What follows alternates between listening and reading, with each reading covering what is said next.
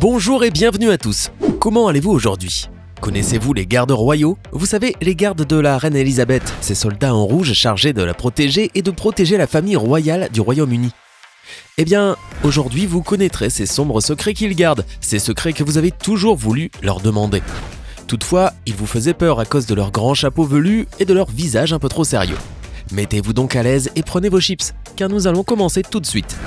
Aujourd'hui, nous vous présentons 15 secrets que la garde royale ne veut pas que vous sachiez. Mais d'abord, commençons par la question du jour. Quel âge a actuellement la reine d'Angleterre ? Est-ce option A, 72 ans, option B, 102 ans, ou encore option C, 92 ans ? Avez-vous la bonne réponse ? Alors écrivez-la maintenant dans les commentaires. Je vous dirai ce qu'il en est à la fin de la vidéo.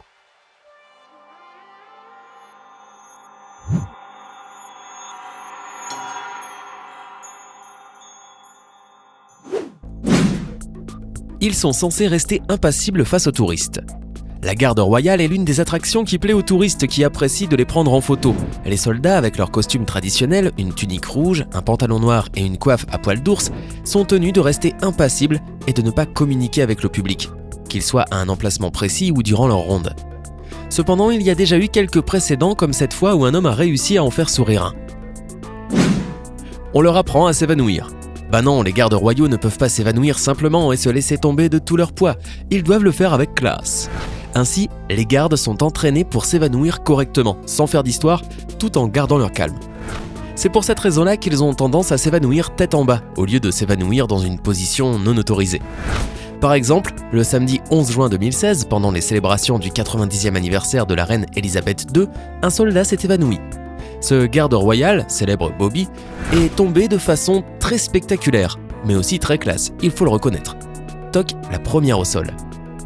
Fidèles à leur ordre de ne pas bouger, les autres Bobbies ne sont pas venus le secourir. Il est finalement sorti par une civière, aidé par d'autres officiers. Les médias britanniques évoquent un possible malaise consécutif à la chaleur et à l'imposant uniforme. Pourquoi utilisent-ils ces chapeaux ? Ils utilisent les chapeaux tout simplement pour intimider leurs victimes. C'est très simple. Le pelage d'ours qu'ils utilisent dans leurs chapeaux, oui parce qu'ils sont faits du pelage d'ours noir, est principalement utilisé par les gardes de la reine pour leur donner l'air d'être plus grands et beaucoup plus intimidants. L'histoire de la façon dont ces chapeaux ont fait partie de la force militaire britannique est très intéressante aussi. Ils furent portés par les forces d'élite de Napoléon et furent saisis comme trophées par les forces britanniques au cours de la bataille de Waterloo. Ils font leurs besoins debout.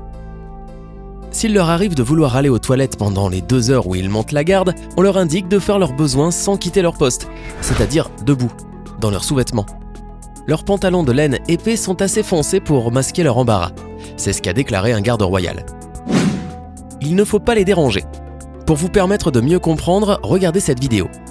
Alors qu'il se trouvait devant le château de Windsor, ce touriste a eu la mauvaise idée de se moquer de l'un des gardes.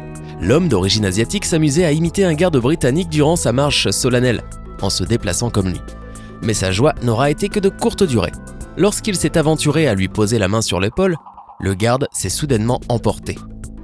Tout en pointant son arme vers le railleur pour le menacer, il s'est énervé contre lui en hurlant « Éloignez-vous des gardes de la reine !» Eh oui, il ne faut pas les déranger.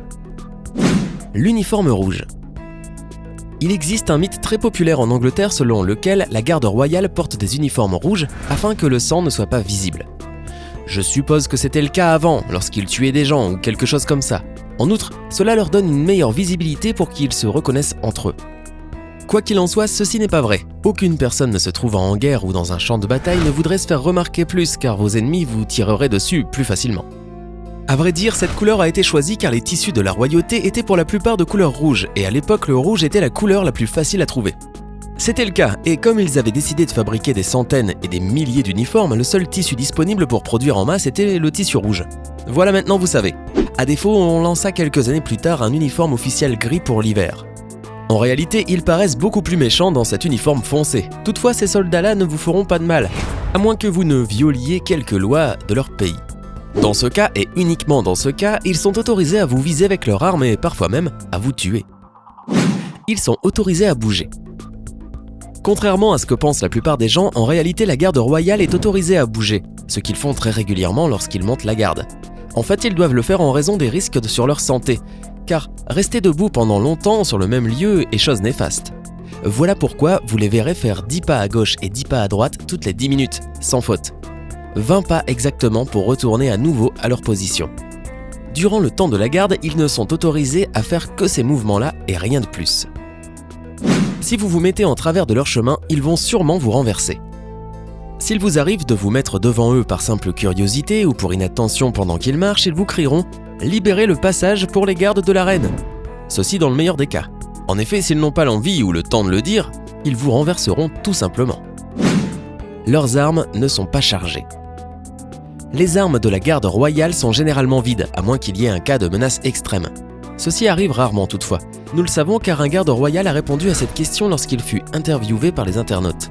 Il révéla qu'il n'avait jamais porté d'armes chargées, et que c'était bien, car cela permettait d'éviter les accidents. Des tunnels secrets sous les palais. L'un des plus grands secrets de la garde royale, c'est qu'il existe sous les rues de Londres des tunnels secrets qui relient plusieurs palais, y compris le grand palais de Buckingham, mais aussi les chambres du Parlement. Une fois, la reine explora les niveaux inférieurs du palais et au sous-sol, on trouva un homme que personne ne connaissait. Ce n'était pas un employé du palais, mais cette personne indiqua qu'il était un ami à un tel ami, et qu'il vivait là depuis un moment. La reine l'appela Jordi et le décrivit comme une personne très courtoise, tout en lui permettant de vivre dans le sous-sol du palais, qui était luxueux pour un sous-sol. Vous savez donc maintenant que si vous allez à Londres, sous vos pieds, il y a certainement un tunnel où se déplace la garde royale. Un garde a failli tirer sur la reine. D'après ceux qui la connaissent bien, la reine aime bien se promener dans le palais royal la nuit, et cela lui arriva plusieurs fois de sortir prendre l'air car elle ne pouvait pas bien dormir. D'après l'homme, l'incident se produisit vers 3h du matin. Le garde effectuait une patrouille au périmètre du palais lorsqu'il vit tout à coup une silhouette dans l'obscurité et lui cria « Qui êtes-vous » Et, à sa grande surprise, c'était la reine. « Votre Majesté, j'ai failli vous tirer dessus, ne faites pas cela !» Lorsqu'il se rendit compte qu'il n'avait dépassé les limites, le garde s'attendit à ce qu'il soit puni. Mais la reine lui répondit « Très bien, la prochaine fois je sonnerai avant, comme ça vous n'aurez pas à me tirer dessus. » Le luxe. Certains hauts fonctionnaires se voient offrir des objets de luxe gratuits et des vacances payées pour eux-mêmes et leurs familles. À mesure que la garde royale a pris de l'ampleur, elle a commencé à avoir des millions de livres. On devait donc trouver un moyen pour que ces hommes demeurent contents pendant qu'ils attendaient leur jour de paye. L'un des avantages offerts par la reine était l'utilisation gratuite des voitures de luxe, tout cela grâce à un contrat établi avec la société Porsche et celle de Range Rover. On leur offrait aussi des vacances gratuites dans des endroits exotiques, et s'ils ne voulaient pas partir en vacances, on leur donnait une bonne somme d'argent en contrepartie. Le stationnement dans les palais. À Londres, il est normal que si vous avez un proche dans la garde royale, vous pouvez utiliser le parking du palais St. James quand vous voulez faire vos courses. Tout le monde connaît le cauchemar du stationnement et combien cela coûte dans le centre de Londres.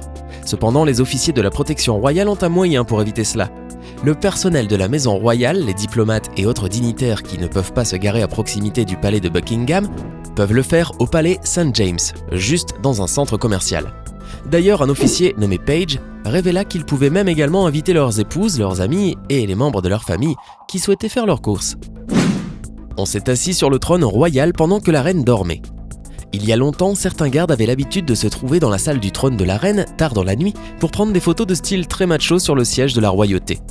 D'après ce que l'on raconte, beaucoup de gardes se sont assis sur le trône, et en ont même fait des blagues. Si vous avez l'occasion de vous asseoir sur le trône d'Angleterre, bien sûr que vous ne raterez pas l'occasion. À titre de curiosité, le trône sur lequel s'assoit la reine se trouve sur une scène rose élevée, sous un plafond voûté en or, et un prosénium renforcé par des figures ailées. Waouh! Autrefois, s'asseoir sur le trône était chose possible. Nous parlons d'autrefois car ce n'est plus le cas aujourd'hui, à cause des nouveaux systèmes de sécurité tels que les caméras de vidéosurveillance.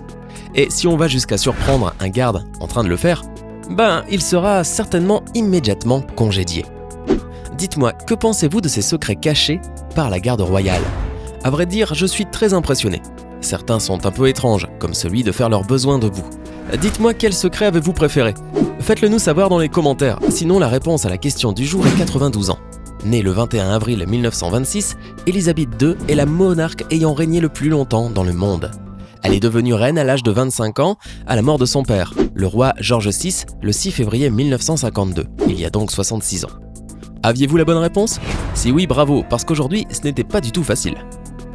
Hey Hey, c'est tout pour aujourd'hui. Si vous avez aimé la vidéo, n'oubliez pas de la liker et de la partager avec vos amis.